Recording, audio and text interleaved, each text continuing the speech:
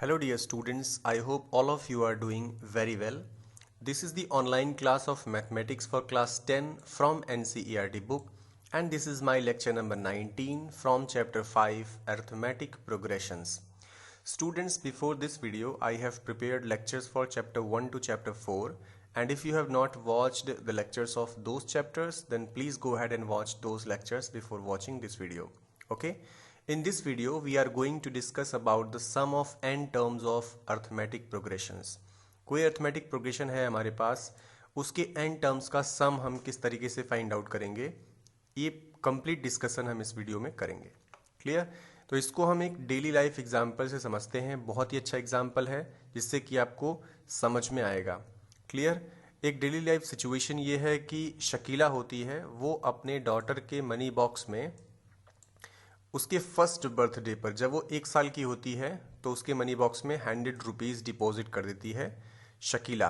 Okay, जब उसकी daughter second birthday आता है तब वो 150 रुपीज़ ऐड कर देती है. क्लियर? थर्ड बर्थडे पर 200 रुपीज़ ऐड कर देती है. ये प्रॉब्लम हमने पहले डिस्कस किया हुआ है लेक्चर नंबर 17 में. क्लियर? जब हम अर्थमेटिक प्रोग्रेशंस का इंट्रोडक्शन पढ़ रहे थे उस समय हमने सेम प्रॉब्लम्स को देखा था. इसका मतलब फर्स्ट ईयर की जब वो थी, 1 साल की जब वो थी, तो उसने 100 रुपीज़ मनी बॉक्स में ऐड किए थे. क्लियर? सेकेंड ईयर में उसने 150 रुपीज़ डिपॉजिट किए. थर्ड ईयर में उसने 200 रुपीज़ डिपॉजिट किए. तो इस तरीके से आप देख रहे हो कि ये लिस्ट ऑफ नंबर्स क्या बन रहा है, ये अर्थमेटिक प्रोग्रेशन बन रहा है. क्यों? क्योंकि इसमें एक फिक्स्ड नंबर ऐड किया जा रहा है. क्लियर? अब क्वेश्चन ये है कि how much money will be collected in the money box by the time her daughter is 21 years old. जब उसकी बेटी 21 ईयर्स की हो जाएगी तब टोटल कितना मनी डिपॉजिट हो जाएगा, क्वेश्चन ये है. तो आप इसको कैसे फाइंड आउट करोगे? आप सबसे पहले सोचोगे कि पहले हम 100 लिखेंगे, फिर 150, 200, इस तरीके से एक लिस्ट बनाएंगे और अप टू ये 21 ईयर्स तक करेंगे, एक लिस्ट बनाएंगे और फिर हम क्या करेंगे कि सबको ऐड करेंगे. क्लियर? तो ये एक बहुत ही टीडियस प्रोसेस हो जाएगा, बहुत ही लंबा प्रोसेस हो जाएगा. पहले आप 21 नंबर्स लिखोगे, ठीक है, 50-50 ऐड करके फिर सबको धीरे धीरे ऐड करोगे, तो it will take much more time. इसी को शॉर्ट बनाने के लिए हम क्या करते हैं, अगर हमारे पास कोई ऐसा तरीका मिल जाए जिससे कि हम n टर्म्स का सम फाइंड आउट कर सकें, तो हम n की जगह 21 रखेंगे, मतलब 21 टर्म्स का सम निकाल करके इस प्रॉब्लम को हम बहुत आसानी से सॉल्व कर सकते हैं. क्लियर? आई होप आपको ये क्लियर हो गई होगी बात. क्लियर? अगर हम ये फाइंड आउट कर सके कि किसी अर्थमेटिक प्रोग्रेशन के n टर्म्स का सम कैसे निकालते हैं, n टर्म्स का सम निकाल लेंगे तो n इज इक्वल टू 21 रख देंगे तो 21 टर्म्स का सम निकल जाएगा. क्लियर? अच्छा, एक मैथमेटिशियन है गॉस, जब वो 10 इयर्स के थे तब उनसे एक क्वेश्चन पूछा गया था. उनसे ये पूछा गया था कि sum of positive integers from 1 to 100, 1 से लेकर के 100 तक जो पॉजिटिव इंटीजर्स हैं उनका सम निकालो आप. तो गॉस ने इस क्वेश्चन को बहुत जल्दी सॉल्व कर दिया था, वर्बली ही सॉल्व कर दिया. उन्होंने बता दिया 5050 इसका आंसर आएगा. तो उन्होंने कैसे बता दिया, इतनी जल्दी उन्होंने कैसे बता दिया? उनका कुछ मेथड रहा होगा. तो किस तरीके से उन्होंने बताया वो यहाँ पर हम एक्सप्लेन करेंगे. सबसे पहले उन्होंने क्या किया, उन्होंने इस तरीके से लिखा s is equal to 1 + 2 + 3 + and so on up to 100. ठीक है, मतलब 1 से लेकर के 100 तक के जो पॉजिटिव इंटीजर्स हैं उनका सम हमें बताना है. तो हमने इस तरीके से लिख दिया 1 + 2 + 3 + 100 और इसको हमने बोल दिया s. नॉर्मली हम सम को s से ही रिप्रेजेंट करते हैं. क्लियर? आप बोलोगे कि सर आपने s क्यों लिखा है, तो s इसलिए लिखा है क्योंकि नॉर्मली हम सम को s से ही रिप्रेजेंट करते हैं. क्लियर हुई बात? अब उन्होंने इस तरीके से इसको लिख दिया. इसके बाद उन्होंने क्या किया कि फिर s बराबर उन्होंने इस ऑर्डर को रिवर्स कर दिया. रिवर्स करने का मतलब पहले 100 से उन्होंने शुरू किया, पहले 100, फिर 99, फिर 98 and so on up to 1. Clear? तो बताइए कोई डिफरेंस आएगा क्या इसकी वैल्यू में और इसकी वैल्यू में? कोई डिफरेंस आएगा? जैसे आपके पास s बराबर 1 + 2 + 3 ये मैंने लिख दिया. क्लियर। अब अगर हम s is equal to 3 plus 2 plus 1 लिख दें तो क्या इनमें कोई प्रॉब्लम्स आएगी, मतलब क्या ये जो है सम अलग अलग आएंगे? सम अलग अलग नहीं आएंगे, सेम आएंगे, क्योंकि नंबर्स तो सेम है जिनको हम ऐड कर रहे हैं। अच्छा, अब उन्होंने ऐसा क्यों लिखा, इससे उनको फ़ायदा क्या मिला? ये लिखने से उनके पास दो इक्वेशन बन गए, एक पहला ये वाला, सेकेंड ये वाला। इन दोनों को उन्होंने ऐड कर लिया। तो जब आप इन दोनों इक्वेशंस को ऐड करोगे तो s और s मिल करके 2s हो जाएगा। ठीक है, ये दोनों ऐड होकर के 2s हो गया। अब यहाँ पे फर्स्ट टर्म्स को ऐड करो, 1 में 100 को ऐड करो तो क्या आएगा? 101 आएगा। क्लियर। इसी तरीके से 2 में 99 को ऐड करो तो ये आ गया। 3 में 98 को ऐड करोगे और लास्ट में क्या आएगा? 100 को 1 में ऐड करोगे। क्लियर। तो ये कितने टर्म्स हो जाएंगे बताओ? पहला ये, सेकेंड ये, थर्ड ये, फोर्थ ये, फिफ्थ ये, तो ऐसे 100 टाइम्स आएंगे। क्यों आएंगे? क्योंकि इसमें 100 टर्म्स ऑलरेडी हैं। तो 2s इज इक्वल टू जो भी टर्म्स हैं उनकी संख्या कितनी है, उनका नंबर्स है 100 टाइम्स हैं ये टर्म्स। क्लियर। अब देखिए 100 प्लस 1 इज इक्वल टू 101 होता है, 99 plus 2 is equal to 101, 98 plus 3 is equal to 101। और इस तरीके से हम देख रहे हैं कि सभी टर्म्स क्या आ रहे हैं, हर एक टर्म्स 101 आ रहा है। ठीक है, तो ये कितनी बार 101 आ रहा है? ये 100 टाइम्स आ रहा है। क्यों आ रहा है 100 टाइम्स? क्योंकि 100 नंबर ऑफ टर्म्स थे इसमें। तो 101 कितनी बार आया? 100 बार आया। इसको हम कैसे रिप्रेजेंट कर सकते हैं? 100 इंटू 101। जैसे मैं कहूँ कि 2 प्लस 2 प्लस 2 प्लस 2, तो 2 यहाँ पे कितनी बार आ रहा है? 4 बार आ रहा है। तो इसकी वैल्यू अगर आप निकालोगे तो 2 to 4 to 6 to 8 आएगा। तो चाहे आप ऐसे करो और चाहे आप बोल दो 2 अगर 4 टाइम्स आ रहा है तो हम इसको लिखेंगे 2 इंटू 4 इज इक्वल टू 8। हम इसको ऐसे भी लिख सकते हैं। तो इसलिए इसको इस तरीके से रिप्रेजेंट किया गया।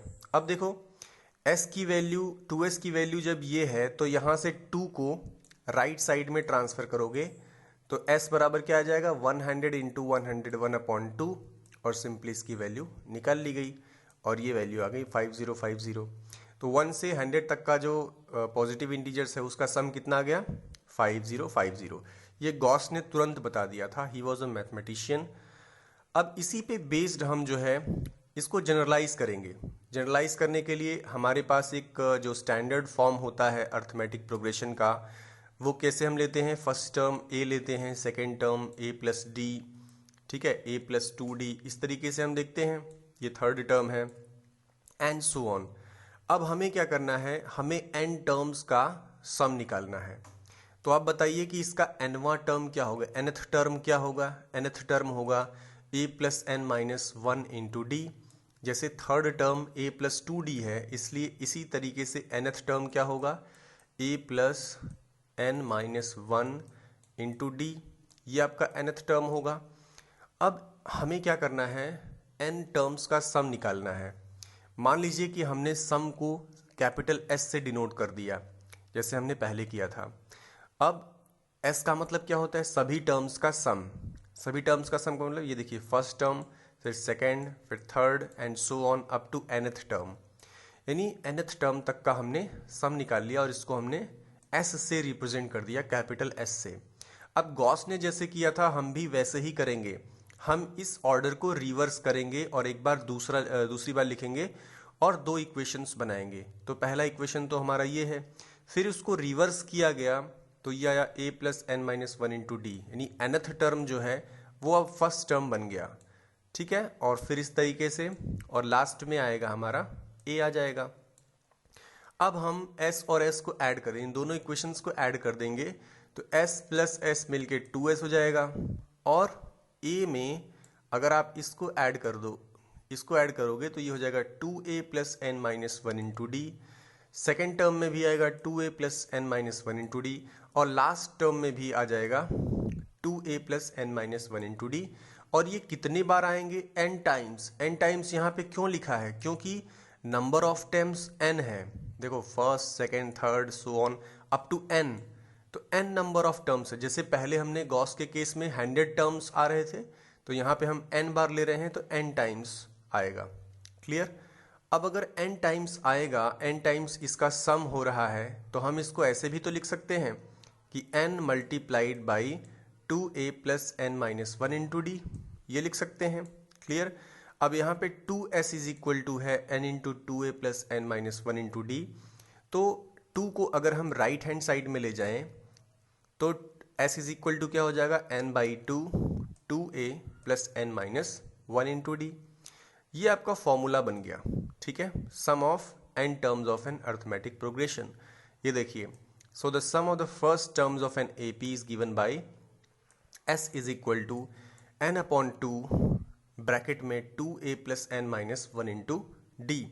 अगर ये फॉर्मूला आपको याद रहेगा तो आप किसी भी जो है प्रॉब्लम्स को सॉल्व कर सकते हैं regarding sum of arithmetic progressions. ठीक है, अब अगर हम इस क्वेश्चन में जाएं, ये वाला क्वेश्चन, तो यहाँ पर हमें पता है s is equal to n upon 2 bracket में 2a plus n minus 1 into d.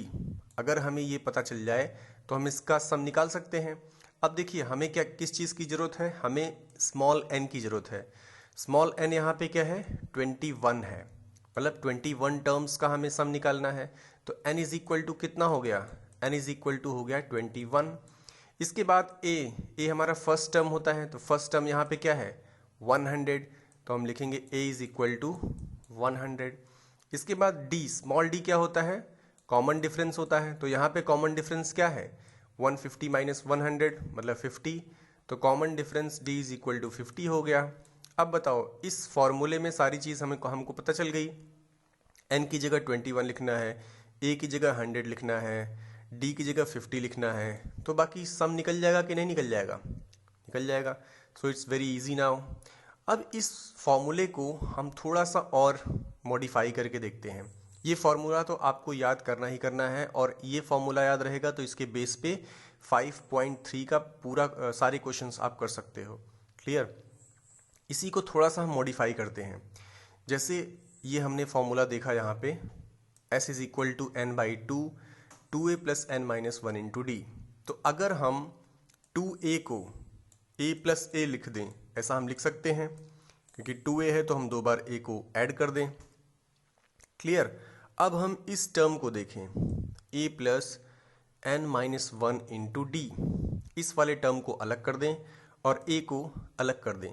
तो आप बताइए ये किसका फॉर्मूला है, a plus n minus 1 into d क्या होता है, nth term of an AP होता है।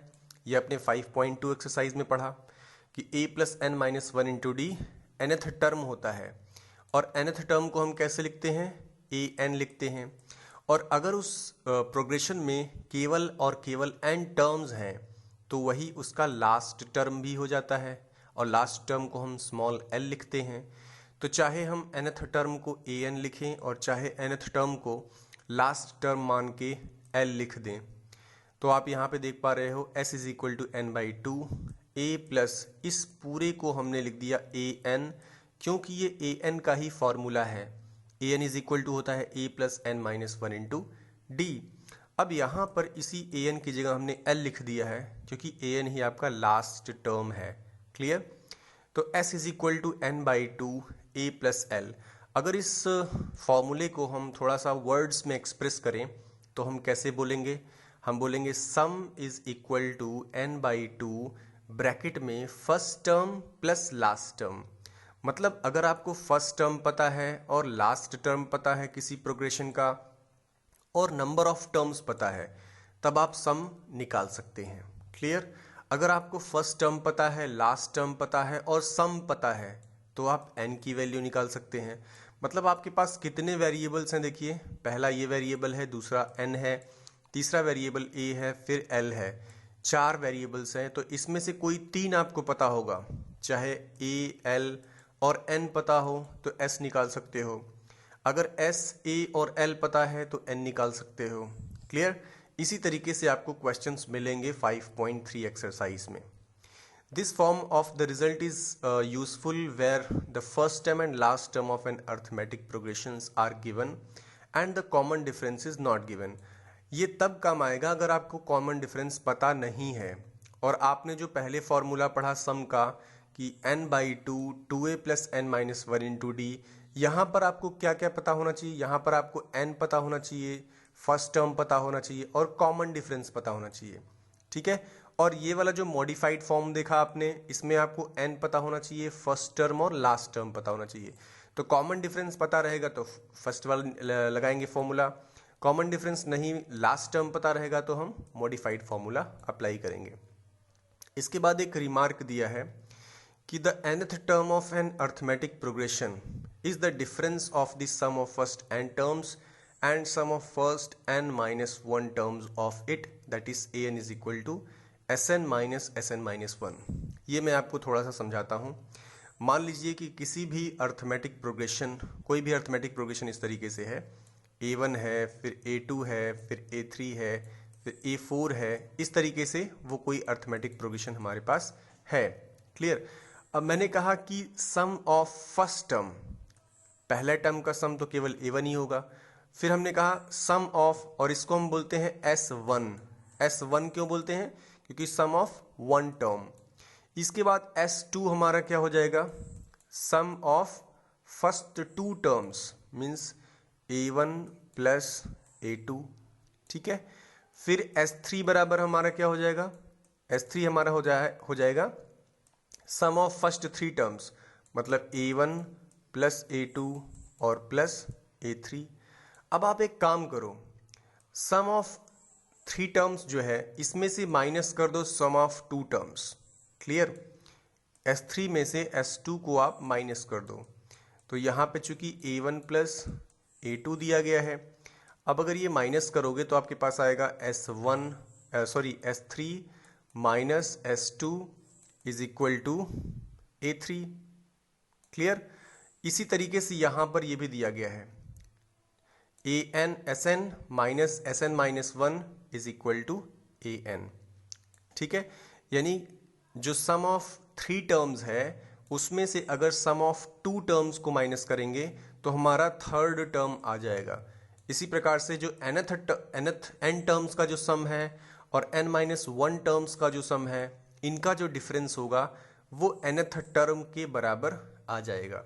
आई होप इस वाले एग्जाम्पल से आपको ये चीज़ समझ में आ गई होगी, आगे और क्लियर हो जाएगा। तो इसमें कुछ एग्जाम्पल हम करते हैं। एग्जाम्पल नंबर 11 देखते हैं। Find the sum of first 22 terms of an arithmetic progression. तो इसमें फर्स्ट 22 टर्म्स का हमें सम निकालना है। फर्स्ट टर्म क्या है हमारा? 8, मतलब स्मॉल a बराबर 8 हो गया। कॉमन डिफरेंस आप कैसे निकालोगे? 3 माइनस 8 कर दोगे तो -5 आ जाएगा। ठीक है, कॉमन डिफरेंस हो गया। और n इज इक्वल टू 22 दिया है क्योंकि हमें 22 टर्म्स का सम निकालना है, तो n इज इक्वल टू 22 हो गया। अब फॉर्मूला आपको पता है, s is equal to n/2 2a plus n minus 1 into d. इसमें वैल्यूज़ को पुटअप करो और अपना आंसर निकाल लो। ठीक है, बहुत ईजी है। इसी तरीके से example number 12, if the sum of the first 14 terms of an AP, किसी AP के 14 टर्म्स का जो सम है वो दिया है 1050 and it's first term is 10। First term क्या दिया है? 10 दिया है। तो फाइंड द 20th टर्म, हमें 20th टर्म निकालना है। तो देखिए इसमें हमें गिवन क्या क्या है। गिवन हमें है जो S14 है, इसको ऐसे नहीं लिखते हैं, इसको लिखते हैं S और सबस्क्रिप्ट में करके 14। S14 इज इक्वल टू क्या है? 1050। S14 का मतलब है सम ऑफ 14 टर्म्स, यानी जैसे फर्स्ट टर्म यहाँ पे है, सेकंड यहाँ पे है, थर्ड यहाँ पे है, फोर्थ यहाँ पे है। इस तरीके से जो 14 टर्म्स हैं उन सबको जोड़ने पर, उन सबको ऐड करने पर जो वैल्यू आएगी वो ये है, सम ऑफ 14 टर्म्स। क्लियर। तो सम ऑफ 14 टर्म्स क्या है? 1050। और यहाँ पे n बराबर क्या है? 14 है। ठीक है, a बराबर क्या है? 10 है, फर्स्ट टर्म 10 दिया गया है। अब हमारे पास फॉर्मूला होता है Sn is equal to n/2 2a plus n minus 1 into d. तो n की जगह हमने 14 रखा बाई 2, यहाँ से हमें एक इक्वेशन मिल गया और इससे हम d की वैल्यू निकालेंगे। तो d की वैल्यू क्या आ गई? 10। अब अगर डी की वैल्यू पता चल गई और फर्स्ट टर्म हमें पता है तो हम उस अर्थमेटिक प्रोग्रेशन का कोई सा भी टर्म निकाल सकते हैं। यहाँ पे हमें 20th टर्म निकालना है, तो 20th टर्म का मतलब a plus 19d, a plus 19 into D, क्योंकि n माइनस 1 इंटू डी होता है, तो 20d का 20th टर्म का क्या हो जाएगा 20 माइनस 1 इंटू डी मतलब 19 इंटू डी। तो a की वैल्यू 10 है और d की वैल्यू 10 आ गई, तो हम निकाल सकते हैं, इसकी वैल्यू आ जाएगी 200। Now there is another question, example number 13 में, how many terms of an AP this much must be taken so that their sum is 78। मतलब इस अर्थमेटिक प्रोग्रेशन के कितने टर्म्स का सम 78 होगा। मतलब हमें n निकालना है, n क्या होगा, हमें a पता है, d पता है, d यहाँ से निकल जाएगा, ठीक है, और हमें सम पता है, sn पता है। तो ये फॉर्मूला हमने लिखा sn का मतलब n टर्म्स का सम, चाहे s लिखो चाहे sn लिखो। तो sn is equal to n by 2a plus n minus 1 into d. Clear. अब sn की वैल्यू हमें 78 दिया है, n बाई 2 और a की वैल्यू क्या है 24 है, तो 2a की वैल्यू क्या आ जाएगी 48 आ जाएगी, plus n minus 1 into D, n की वैल्यू ही तो हमें निकालनी है और d की वैल्यू हमें पता है। तो यहाँ पे ये इक्वेशन मिला, इसको हम सॉल्व करते गए तो हमें एक क्वाड्रेटिक इक्वेशन मिल गया। अब क्वाड्रेटिक इक्वेशन का हम जो सॉल्यूशन निकालते हैं वो फैक्टराइजेशन से निकाल सकते हैं, ठीक है, बाई क्वाड्रेटिक फार्मूला निकाल सकते हैं, तो कई मेथड्स होते हैं उससे हम निकाल सकते हैं। यहाँ पर इन्होंने फैक्टराइजेशन करके निकाल लिया, इसके दो फैक्टर्स कर दिए, एक बार n minus 4 is equal to 0 और एक बार n minus 13 is equal to 0। तो इसकी दो वैल्यूज आ गई, n इज इक्वल टू 4 और n इज इक्वल टू 13, ठीक है। तो both values of n are admissible, so the number of terms is इधर 4 और 13। इसका देखो 4 और 13 दो क्यों आ रहा है, क्योंकि इस अर्थमेटिक प्रोग्रेशन में या तो फोर्थ टर्म्स जो है, मतलब जो 4 टर्म्स, चौथा जो टर्म होगा, ठीक है, अगर आप 4 लोगे तो उसके बाद सारे टर्म्स क्या हैं, उसके बाद के सारे टर्म्स 0 हो सकते हैं। क्लियर। और ऐसा होगा, और या तो निगेटिव हो सकते हैं, या तो 0 होंगे या तो निगेटिव होंगे। अगर निगेटिव होंगे वो पॉजिटिव साइड से मिल करके कैंसिल हो जाएंगे, ठीक है, और उसका सम 78 ही बना रहेगा। और 13 भी इसलिए क्योंकि 13 के बाद फिर 0 या निगेटिव आ सकते हैं। क्लियर। तो ये दोनों जो वैल्यूज़ हैं इनकी ये एडमिसिबल हैं। इसके बाद एग्जाम्पल नंबर 15 में क्या है, find the sum of first 24 terms of the list of numbers whose nth term is given by an is equal to this much. मतलब एक ऐसा अर्थमेटिक प्रोग्रेशन है जिसका nth टर्म क्या है, nth टर्म का फॉर्मूला दिया है 3 प्लस 2n। ये किसी अर्थमेटिक प्रोग्रेशन के nth टर्म का फॉर्मूला है। अब ये कह रहा है कि इस अर्थमेटिक प्रोग्रेशन के 24 टर्म्स का हमें सम निकालना है, 24 टर्म्स का सम निकालना है। अच्छा, यहाँ पे लिस्ट ऑफ नंबर्स दिया है, ध्यान देना, यहाँ पे अर्थमेटिक प्रोग्रेशन नहीं लिखा है, यहाँ पे लिखा है लिस्ट ऑफ नंबर्स। तो सबसे पहले हमें ये प्रूफ करना पड़ेगा कि क्या ये अर्थमेटिक प्रोग्रेशन है या नहीं है। अगर अर्थमेटिक प्रोग्रेशन होगा तब हम n टर्म्स का सम का फॉर्मूला लगाएंगे और इसका जो है सम निकाल सकते हैं। तो सबसे पहले हमें ये चेक करना है कि क्या ये list of numbers arithmetic progressions बनाते हैं। तो इसमें nth टर्म का formula an is equal to 3 plus 2n दिया है। अब n की जगह अगर 1 रख दें, हम जहाँ जहाँ n है वहाँ पे 1 रख दें तो a1 की वैल्यू निकल जाएगी। अब यहाँ पे आप रखोगे तो a1 is equal to 3 plus 2 into 1, मतलब 3 प्लस 2 इज इक्वल टू 5। और a1 क्या होता है, a1 होता है फर्स्ट टर्म, माने इसका फर्स्ट टर्म क्या बन गया 5 बन गया। अब अगर n की जगह आप 2 रख दो, जैसे यहाँ पे मैंने रखा, तो यहाँ पे क्या हो जाएगा 3 प्लस 2 इंटू 2, क्योंकि 2 से मल्टीप्लाई हुआ है तो 2 इंटू 2 हो जाएगा। अब ये 7 आ गया। a2 क्या है, सेकेंड टर्म है। इसी तरीके से a3 निकाल सकते हैं, 9 आएगा, अप टू सो ऑन, और nth टर्म हमारा ये आएगा। अब आपको जो है फर्स्ट टर्म पता चल गया, सेकेंड टर्म पता चल गया, थर्ड टर्म पता चल गया, तो लिस्ट ऑफ नंबर्स आपके इस तरीके से हो गए। अब आप अर्थमेटिक प्रोग्रेशन चेक करने के लिए क्या करते हैं, देखते हैं कि कॉमन डिफरेंस हर जगह सेम आ रहा है कि नहीं आ रहा है। मतलब 7 माइनस 5 करेंगे, फिर 9 माइनस 7 करेंगे, फिर 11 माइनस 9 करेंगे। अगर सेम नंबर आ रहा है तो यहाँ पे देखो सेम नंबर आ रहा है, 2 का डिफरेंस आ रहा है, तो ये अर्थमेटिक प्रोग्रेशन बनाएगा। और इसका जो कॉमन डिफरेंस होगा वो इसका जो common difference small d is equal to 2 हो जाएगा। क्लियर। अब अगर हमें n इज इक्वल टू 24 पता है, फर्स्ट टर्म पता है और कॉमन डिफरेंस पता है, तो क्या हम इसका सम फाइंड आउट नहीं कर सकते हैं। S24 का मतलब 24 टर्म्स का सम इज इक्वल टू 24/2, n/2 होता है ना, n/2 into 2a plus n minus 1 into d. तो यहाँ पर 2a की जगह 2 इंटू 5 प्लस 24 माइनस 1 इंटू 2, इसकी वैल्यू आ गई 672। तो ये आपकी वैल्यू हो गई। आई होप आपको ये समझ में आ गया होगा। आपको एग्जाम्पल नंबर 14 भी करना है, एग्जाम्पल नंबर 14 भी आपको करना है। क्लियर। अपने क्लास वर्क में ये सारे एग्जाम्पल्स नोट करने हैं, एग्जाम्पल नंबर 14 भी करना है, लेकिन एग्जाम्पल नंबर 16 जो है वो आपके सिलेबस से हटाया गया है। आपके सिलेबस में बोला गया है कि जो एप्लीकेशन बेस्ड क्वेश्चंस होंगे, सम ऑफ एन टर्म्स के जो एप्लीकेशन बेस्ड क्वेश्चंस हैं वो आपके एग्जामिनेशंस में नहीं पूछे जाएंगे। लेकिन अगर आप इंटरेस्टेड हैं, अगर आप थोड़ा सा इंटरेस्टेड हैं, आगे आपको मैथमेटिक्स पढ़ना है, लेना है, तब आप उस केस में एग्जाम्पल नंबर 16 को भी सॉल्व करेंगे। क्लियर।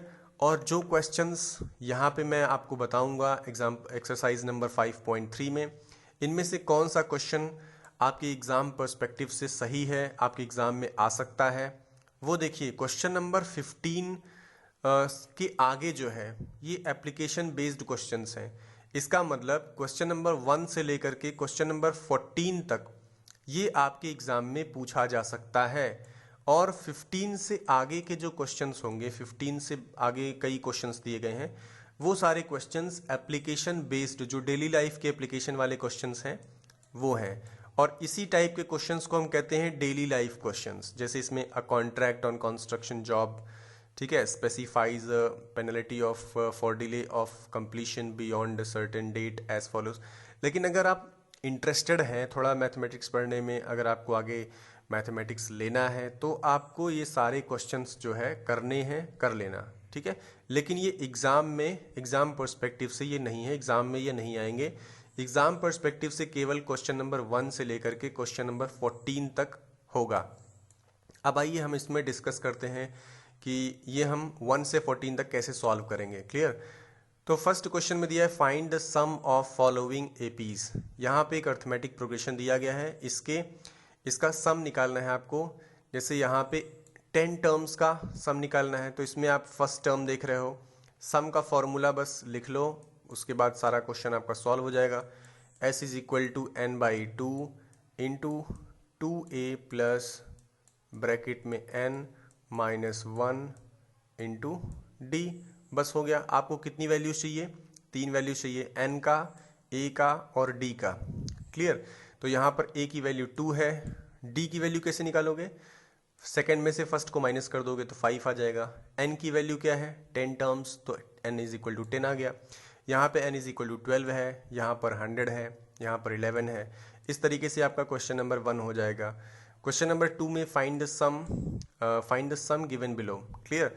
यहाँ पर देखो आपको a तो पता है, लेकिन अच्छा d भी पता है, आपको कॉमन डिफरेंस भी पता है, लेकिन आपको n नहीं पता है कि n क्या होगा। तो इसमें सबसे पहले क्या करना पड़ेगा, सबसे पहले आपको निकालना पड़ेगा कि जो 84 है, 84 ये इस अर्थमेटिक प्रोग्रेशन का कौन सा टर्म है, ठीक है। वहां से आपको n की वैल्यू निकल जाएगी। तो आपको पता होगा 84, मैंने मान लिया कि nth टर्म है, तो 84 इज इक्वल टू क्या होता है, nth टर्म का formula a plus n minus 1 into d, ये होता है nth टर्म का फॉर्मूला। अब यहाँ पे a की वैल्यू क्या है, a की वैल्यू है 7, तो मैंने 7 लिख दिया। क्लियर। प्लस n हमें पता नहीं है, माइनस 1 इंटू डी की वैल्यू आपको यहाँ से पता चल जाएगी, ये 10 1/2 है। क्लियर।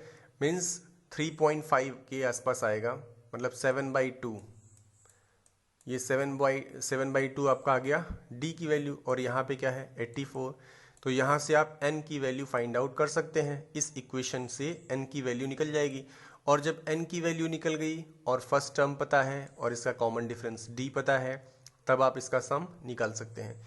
तो जो आपको इमेज सेंड करना है वो क्वेश्चन नंबर 2 का जरूर सेंड करना है। क्लियर? और जैसे ही क्वेश्चन नंबर 2 है, सेम उसी तरीके से आपका थर्ड क्वेश्चन भी है।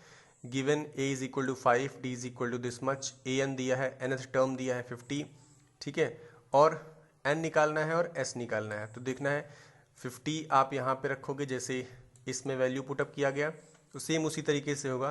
क्वेश्चन नंबर 3 में आपको केवल एक इमेज सेंड करनी है, 5 नंबर पार्ट और 6 नंबर पार्ट, ठीक है।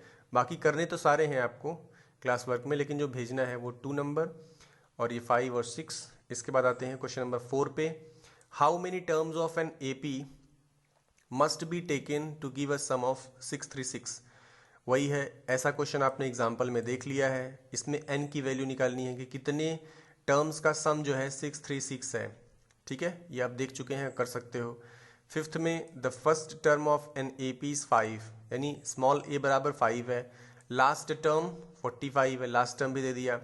सम is 400, find the number of terms. इसमें कौन सा फॉर्मूला लगाओगे? इसमें लगाओगे s is equal to n/2 bracket में a प्लस l, ये फॉर्मूला लगाएंगे। इसमें हमें पता क्या है? इसमें हमें s पता है और फर्स्ट टर्म a पता है और लास्ट टर्म l पता है, तो हमें n की वैल्यू यहाँ से मिल जाएगी। इसके बाद क्वेश्चन नंबर 6 में the first and the last terms of an A P are this much and this much, यानी a बराबर ये है, l बराबर ये है। If the common difference is 9, अब इसमें कॉमन डिफरेंस भी हमें पता है। How many terms are there, what is their sum, तो इसमें कितने टर्म्स हैं और इनका सम क्या होगा। क्लियर? अब लास्ट टर्म जो 350 है, इसको हमें मानना पड़ेगा कि सपोज करो कि ये nth टर्म है, और इसको nth टर्म मान लोगे तो ये वाला फॉर्मूला लगाओगे a plus n minus 1 into D से, वहाँ से n की वैल्यू निकलेगी, और n की वैल्यू निकल गई, उसके बाद आपको सम निकाल लेना है। तो 6 वाला क्वेश्चन हो जाएगा। क्वेश्चन नंबर 6 भी आपको भेजना है इमेज में। तो क्वेश्चन नंबर 2 हो गया, 3 का 5 एंड 6 हो गया, और 6 नंबर का हो गया, ठीक है। आगे देखते हैं। Find the sum of first 22 terms of an A P which d is equal to 7 and 22th term is 149। मतलब कि सम ऑफ फर्स्ट 22 टर्म्स जो है वो क्या है, इन विच d इज इक्वल टू 7, मतलब कॉमन डिफरेंस 7 दिया है, और 22nd टर्म का मतलब a plus 21 into d is equal to 149 हो जाएगा। क्लियर? इस तरीके से आपको सम फाइंड आउट करना है 22th टर्म का। 22 टर्म का सम क्या होगा? इसका सम हो जाएगा s is equal to 22/2 into 2a plus n minus 1 into d. Clear? इसी तरीके से question number 8, find the sum of first, ये आपको 7 भी आप सेंड कर देना करके, इजी है, हो जाएगा। Find the sum of 51 terms of an A P whose second and third term are this and this respectively. देखो सेकेंड टर्म 14 है, मतलब a प्लस 2d का वैल्यू 14 है, और थर्ड टर्म 18 है, मतलब a प्लस 2d।